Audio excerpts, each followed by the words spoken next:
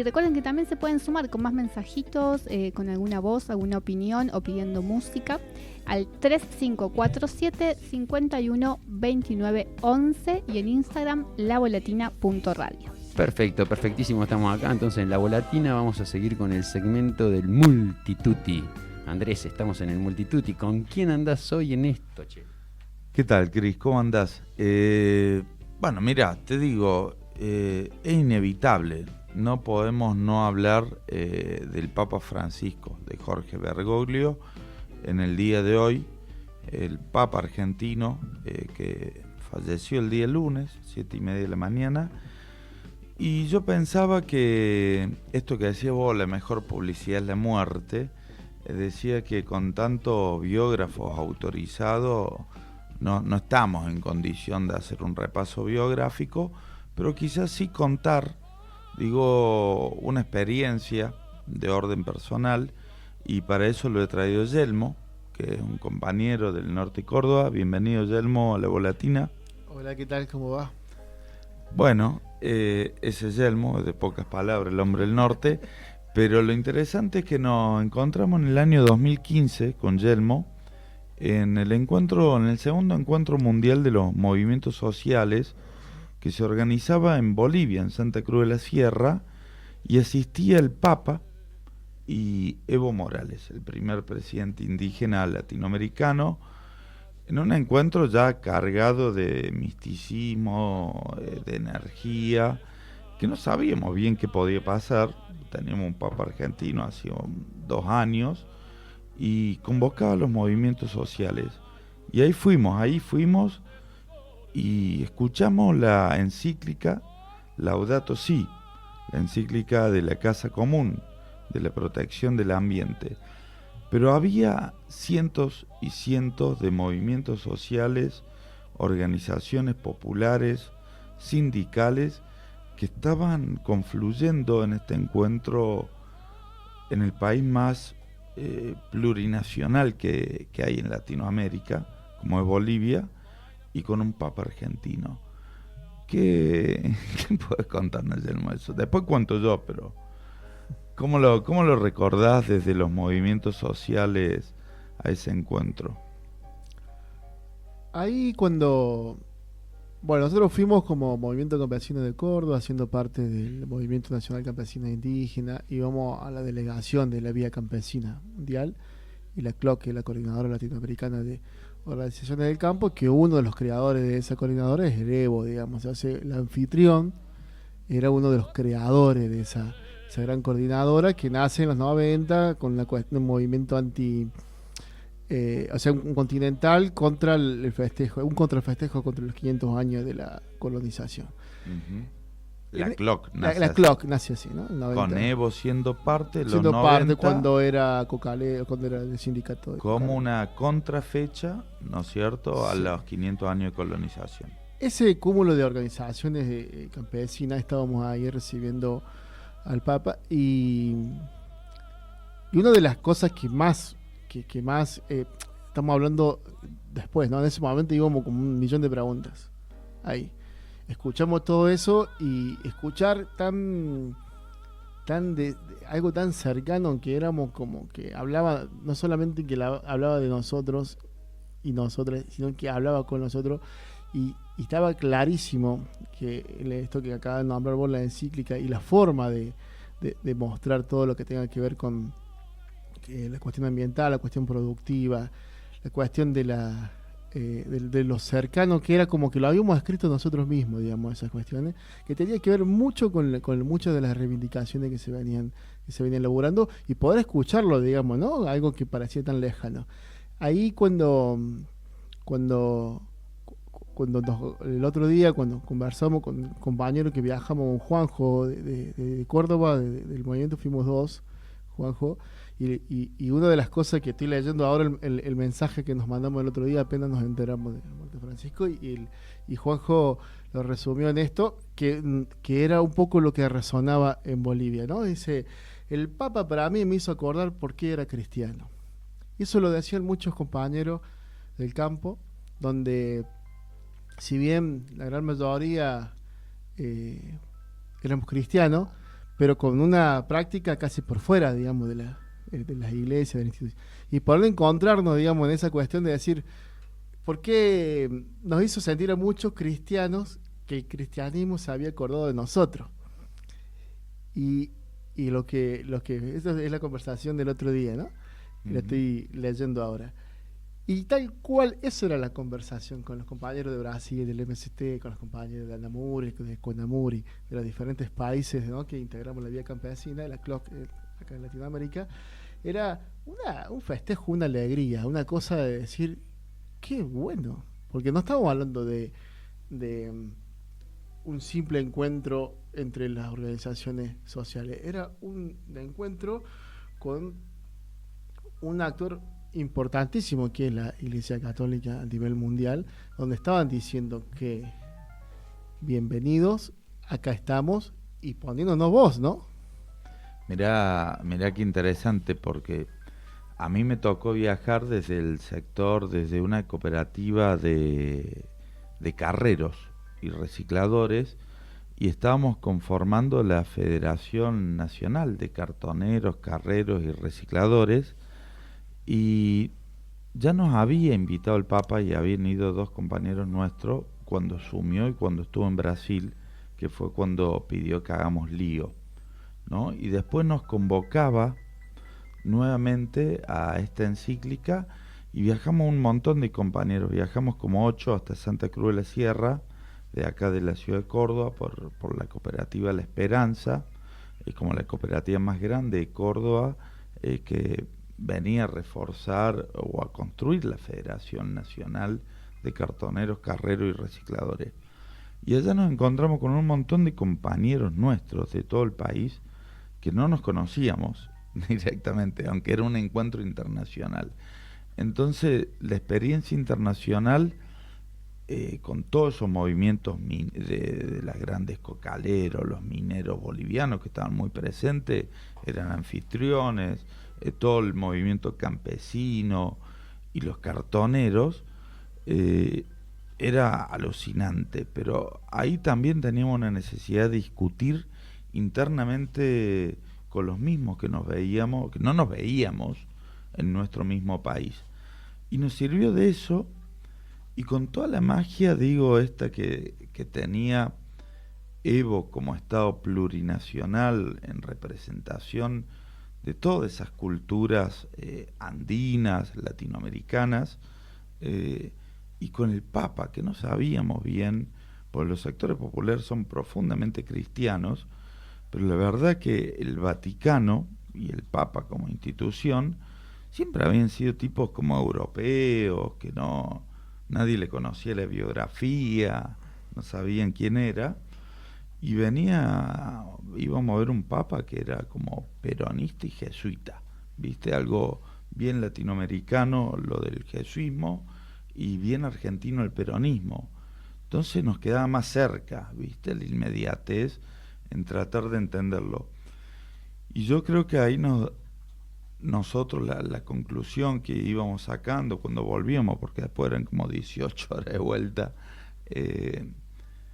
era que nos había llenado con algo, ¿viste? Le había puesto voz a un montón de ideas y luchas ambientales que sosteníamos los movimientos sociales, pero además nos había tirado la flecha cardinal para un lugar, nos había ordenado, porque a partir de ahí sabíamos todos los que se volvían a sus distintos países de Centroamérica y Latinoamérica, en una síntesis, en una flecha ordenadora en la lucha por la casa común, por los excluidos, ¿no es cierto?, y por los pobres, que era lo que la encíclica, que no la que venía a traer, él traía la ambiental, pero esa era la base de la doctrina social de la Iglesia que él profesaba, y venía como a ampliarla con la naturaleza, con la casa común, que era justo el trabajo que hacían las cooperativas por las que habíamos ido, de cartoneros, de carreros, de recicladores, y hay una experiencia muy linda también que ni bien asume, el Papa lo recibe a Sergio Sánchez, un cartonero de Buenos Aires, amigo y presidente de la Federación, y lo recibe con el uniforme cartonero, ¿no? Y esa foto ha dado la vuelta muchas veces y fue devolverle la esperanza, una posibilidad, decir que alguien lo estaba viendo, que no es que el mundo se había olvidado de ello, como dice el Juanjo, que el cristianismo se acordó de nosotros. Bueno, fue muy, muy gratificante realmente y muy llenador desde ese lugar. Y también ver la grandeza, ¿no? Del Papa, lo que tuvimos posibilidad de conocerlo y de ver, en realidad él no nos conoció a nosotros, ¿viste? Pero nosotros lo conocimos a él porque estaba muy cerquita, escucharlo ahí, nada, las temporalidades, los gestos, las miradas, nada, yo veía que a todos nos empezaba a brillar los ojos de otro color, en un encanto ahí claramente de la luz que transmitía él. De hecho, ahí fuimos, o sea, bueno, toda la cuestión operativa para viajar para esto, estar ahí, que yo vea, y después de vivenciar, digamos, fueron un par de días, y después que fue la juntada más chica ahí en Galpón, donde estuve un poco más cerca con él, y volvernos hermanadísimos entre todos, digamos. Una cosa fuertísima fue, porque se habían disuelto un montón de rosquetas y rencillas que andaban dando vueltas en los pasillos, perdieron sentido. Donde volvimos a decir, o sea, el campesinado, los cartoneros, las diferentes cooperativas que había de todo tipo, y poder decir, bueno, a seguir, a seguir la continuada, y ya era como que nos fuimos a encontrar con el Papa y nos encontramos entre nosotros, ¿no? Fue tremendo, fue fuertísimo eso. Qué bien. Sí, bueno, por eso no estábamos autorizados para una biografía del Papa, pero sí para contar hace 10 años atrás, cuando tuvimos la posibilidad de conocerlo, aunque él no tuvo la posibilidad de conocernos a nosotros, pero nosotros él sí, lo que implicó para los movimientos sociales, porque ese fue el segundo encuentro mundial, pero estuvo el primero que se hizo en el Vaticano, que obviamente era muy chiquito ese primer encuentro, que era casi organizativo la génesis para armar el segundo.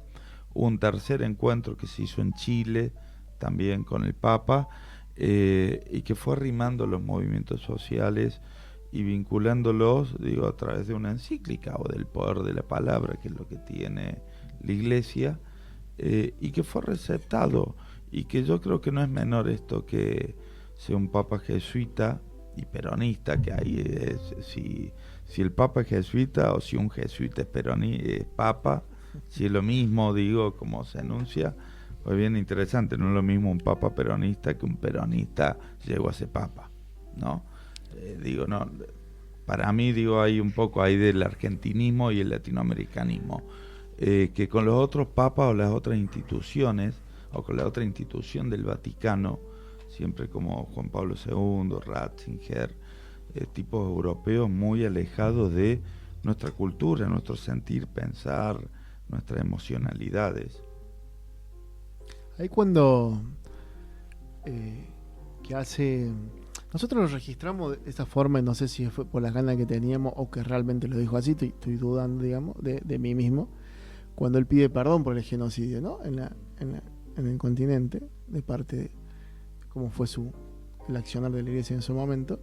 Por eso yo hacía esta cuestión de cuál es el origen, como creo que íbamos ahí, que nos habíamos armado como una acción continental, anti-colonia esta parte, y a recibir al jefe de una de esas de la instituciones, colonia, claro, sería. Sí, donde él mismo se para a pedir disculpas, y lo dice no solo diciéndolo, sino que en las acciones reconociendo y poniendo cómo deberíamos tratar a lo que la casa común, donde reconocer, digamos, toda la cuestión, como cuando hablamos de la Pachamama, de toda la necesidad de realmente de poder construir un buen vivir, que le pueda decir también el jefe de la iglesia, ¿no? De la Iglesia Católica, ¿no? Eso fue fuertísimo.